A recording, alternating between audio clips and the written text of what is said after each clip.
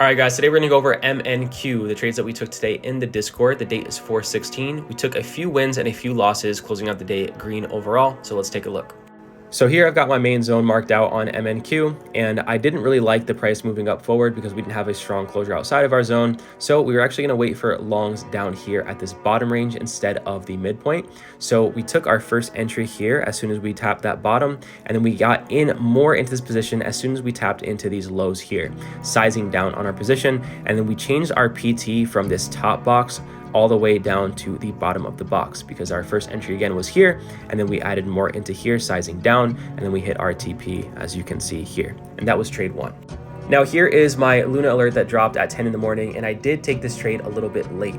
And you might have seen from the last frame that it did do some profit, but I personally didn't take that. I got in pretty late, so about 15 points late on the alert. That was problem number one. Then problem number two, I was giving it a little bit more range because of how much we were going back and forth. So I wanted to have a bigger cushion and bigger stop loss. So I went light on this trade, but it did ultimately result in a loss.